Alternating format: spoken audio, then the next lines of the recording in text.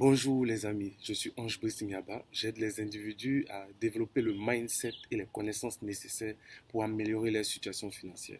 Alors aujourd'hui, je veux aborder un thème. Quelle solution face à la cherté de la vie? Déjà, il y a une vérité. La vie ne sera pas moins chère. C'est un leurre de croire que la vie va être moins chère un jour.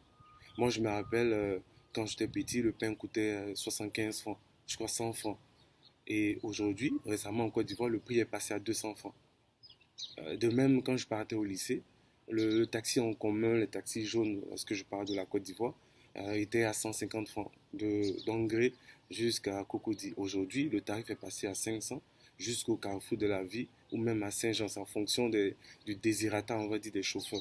Alors, la vérité, c'est que d'année en année, le pouvoir baissera. Avant, je payais ma carte SIM, je l'ai achetée à pratiquement 25 000 francs.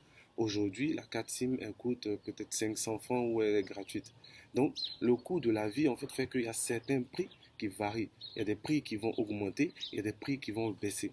Donc, la vérité, c'est que jongler avec le mois, avec un seul salaire, se priver, accuser l'État n'y changera rien. Ce n'est pas parce que vous n'avez pas d'argent, ce n'est pas parce que votre argent n'est pas suffisant que les choses vont changer. Ce n'est pas ce qui va financer vos projets en fait.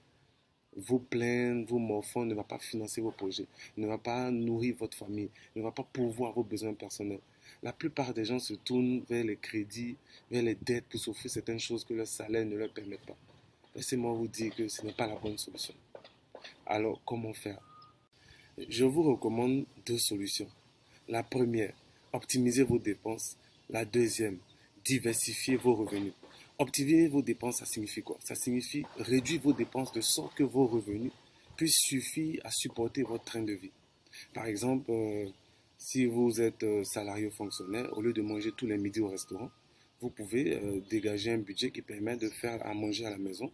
Et chaque midi, en fait, vous prenez votre gamelle ou votre tupperware et vous mangez. Ça permet de réduire les dépenses. Ou alors, si vous avez l'habitude d'acheter les vêtements dans les magasins, dans les boutiques, vous avez par exemple la possibilité d'aller chez un couturier et de faire coudre vos vêtements. Il y a plein de solutions comme ça. Si vous avez l'habitude aussi de toujours aller chaque week-end aux after-work, vous pouvez réduire vos after-work. Vous pouvez inviter vos amis à la maison un week-end sur deux. Vous pouvez aller au after-work une fois dans le mois ou une fois sur deux.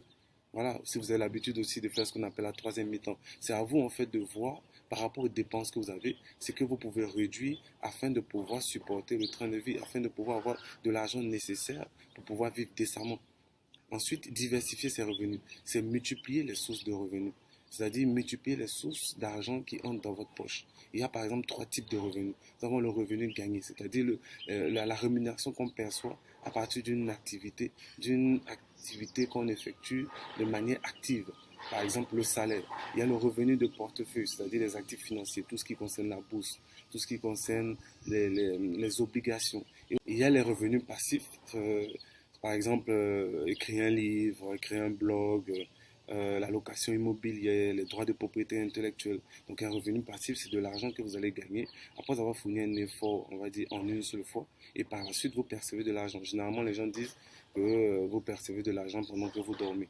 Donc, vous devez être capable d'augmenter vos revenus sans augmenter votre niveau de vie. Nous voyons trop de personnes qui, dès que le salaire augmente ou dès qu'il y a une entrée d'argent, qui cherchent automatiquement à déménager, à acheter une grosse voiture, à vouloir habiter dans d'autres quartiers plus riches. Ce n'est pas la meilleure façon de faire. Vous pouvez, par exemple, si vous voulez augmenter vos revenus, vous pouvez demander une augmentation de salaire. Lorsque vous êtes fonctionnaire ou salarié, vous pouvez demander une augmentation de salaire. Vous pouvez monter un business, lancer un business à côté.